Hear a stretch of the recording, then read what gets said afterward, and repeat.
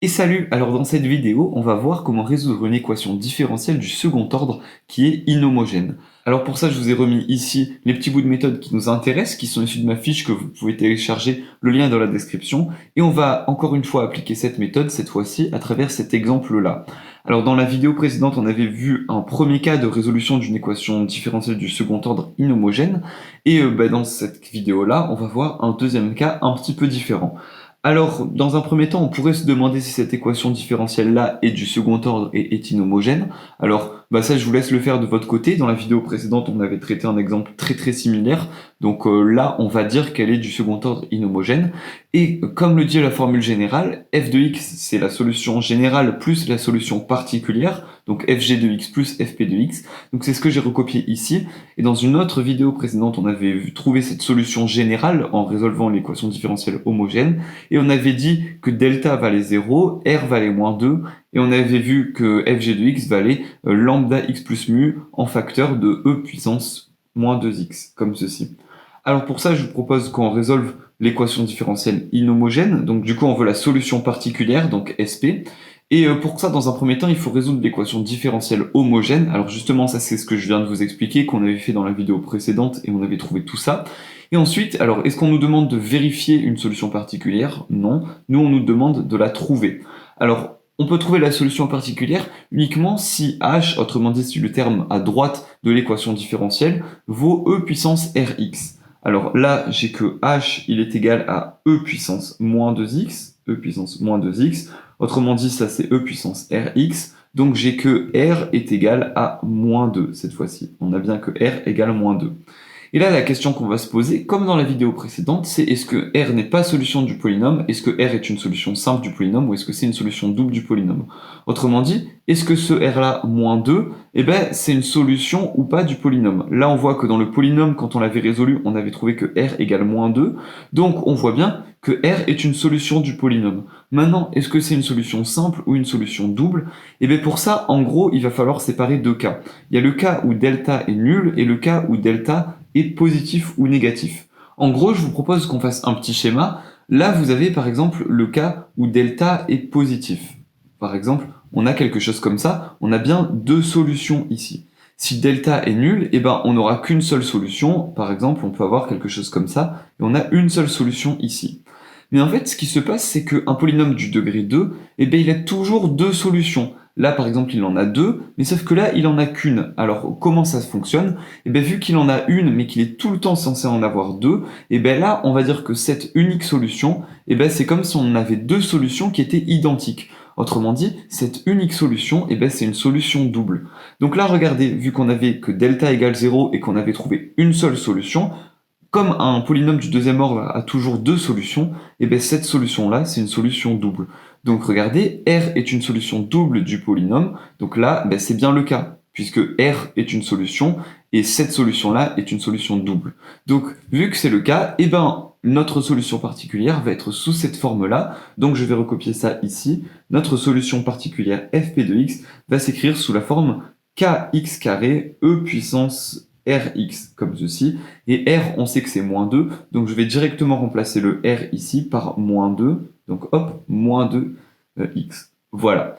Donc maintenant, ce qu'il va falloir faire, comme dans la vidéo précédente, c'est qu'il va falloir résoudre cette équation-là. Donc nous, on avait que f' de x plus 4f' de x plus 4f de x est égal à e puissance moins 2x, comme ceci.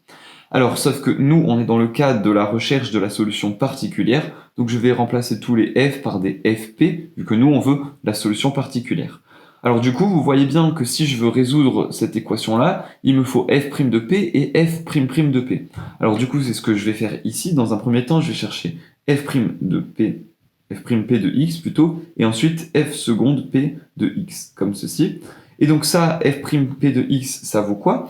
Alors là, regardez, il me suffit tout simplement de dériver cette expression-là, mais là, ça va être un petit peu long, puisque finalement, on a x ici et on a x ici. Du coup, ça, c'est comme si j'avais quelque chose sous la forme u fois v, donc là, j'ai u et là, j'ai v, et du coup, c'est u'v plus uv'.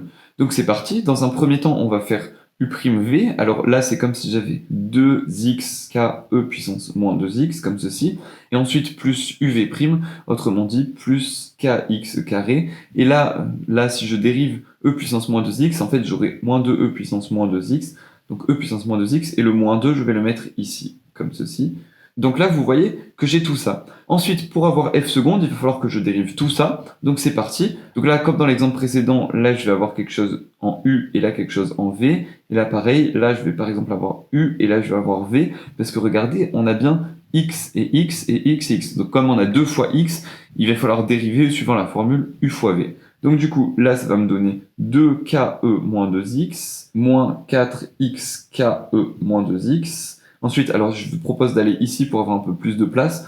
Donc, moins 4kxe puissance moins 2x plus 4kx carré e puissance moins 2x. Comme ceci. Et là, vous voyez finalement que c'est toujours pareil, hein, c'est toujours on dérive. Alors maintenant, ce que je vais pouvoir faire, c'est qu'en fait, regardez, on remarque que dans toutes les expressions, on a à chaque fois k fois e puissance moins 2x. Donc on l'a ici, on l'a ici, on l'a ici, ici aussi, ici aussi, ici aussi et ici aussi. Donc ce que je vais pouvoir faire, c'est que en remplaçant ici mes valeurs de f' de x, f' de x et f de x, et bien je vais pouvoir tout simplement factoriser par ke puissance moins 2x. Donc c'est ce que je vais faire ici. Donc je vais dire que ça c'est ke puissance moins 2x, facteur 2. Alors dans un premier temps, f seconde p de x, à quoi il est égal? Eh bien il est égal à tout ça. Donc je vais recopier tous les termes en prenant soin d'enlever ke puissance moins 2x à chaque fois, puisque finalement je l'ai mis ici. Donc là, ça me fait 2 moins 4x ici, moins 4x ici, donc encore une fois, moins 4x, et ensuite plus 4x carré, donc plus 4x carré, comme ceci. Donc là, j'ai fini avec f seconde p de x, ensuite je vais faire plus 4f' p de x. Donc là, c'est plus 4, et ensuite, là j'ai quoi? Donc f' p de x. Donc là, alors je vais prendre soin d'enlever le ke moins 2x, hein, puisque finalement on l'a factorisé. Donc là, j'ai uniquement 2x, et là, j'ai moins 2x carré. Donc là, j'ai 2x moins 2x carré, comme ceci. Et ensuite, plus 4 fp de x, donc plus 4 et fp de x, alors j'enlève ke puissance moins 2x. Donc là, j'ai uniquement le x carré, donc plus 4x carré, comme ceci. Et ça, je sais que c'est égal à e puissance moins 2x. Donc du coup, ce que je vais pouvoir faire, c'est que ici, vous remarquez qu'on a e puissance moins 2x et e puissance moins 2x. Donc je vais pouvoir enlever les e puissance moins 2x de part et d'autre de l'équation. Et là, en fait, vous vous rendez compte que c'est tout le temps la même chose. À chaque fois, vous dérivez, vous remplacez, et l'exponentielle va à chaque fois disparaître. Alors du coup, là, c'est comme si j'avais 1 fois e puissance moins 2x. Donc là, j'ai que tout ça est égal à 1. Alors maintenant, ce que je vais pouvoir faire, c'est que je vais pouvoir un petit peu simplifier tout ce que j'ai ici. Donc là, j'ai k, ensuite j'ai 2 moins 4x, moins 4x, plus 4x carré. Et ensuite, là, 4 fois 2, ça fait 8, donc plus 8x. Et ensuite, 4 fois moins 2, ça fait moins 8x carré, plus 4x carré. Et ça, je sais que c'est égal à 1. Comme ceci, et j'oublie pas de fermer la parenthèse. Alors là, je vais encore une fois pouvoir simplifier. Regardez, là j'ai moins 4x, donc ça fait moins 8x, plus 8x, donc tout ça va s'annuler, donc ça, et ça va s'annuler, donc je vais pouvoir les barrer. Ensuite, on a également, regardez, là on a 4x carré plus 4x carré, donc ça fait 8x carré moins 8x carré, donc ça aussi, donc tout ça je vais pouvoir les enlever, ça me fait 0x carré, et du coup il me reste uniquement le 2 ici, donc bah, du coup lui je vais pouvoir le reporter. Donc ça me fait 2k, donc là j'ai tout enlevé ici, est égal à 1, comme ceci. Et vous voyez en fait ça fera toujours ça, à chaque fois les x et les x carrés vont s'annuler entre eux, et il ne vous restera ici normalement plus que des constantes. Donc ça, alors là, j'ai oublié de mettre, mais ça, à chaque fois, c'est des équivalences. Hein. Cette expression et cette expression sont équivalentes. Pareil en dessous, etc. Jusqu'à arriver là. Et ça, c'est quoi? Eh ben, ça, si je divise toute l'expression par 2, eh ben, j'aurai que k est égal à 1/2, comme ceci. Alors maintenant que j'ai ça, je vais trouver ma valeur de k. Du coup, ce que je vais pouvoir faire, c'est que je vais pouvoir trouver ma valeur de fp de x, puisque fp de x, on avait dit que c'était égal à k, donc k c'est 1/2 cette fois-ci, 1/2, et ensuite x carré e puissance moins 2x, donc x carré e puissance moins 2x, comme ceci.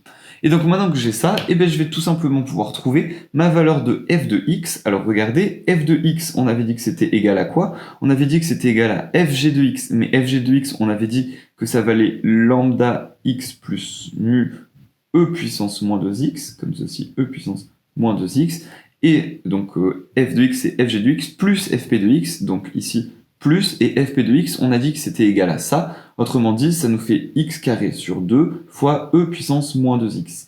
Et là, si je veux un peu plus simplifier, je peux factoriser par e puissance moins 2x, donc du coup, ça me donne lambda x plus mu, plus x carré sur 2, alors attention, x carré, le tout en facteur de e puissance moins 2x. Et évidemment, alors là, je ne l'ai pas précisé, mais évidemment, il faut préciser que lambda et mu appartiennent à R, donc ça c'est comme d'habitude.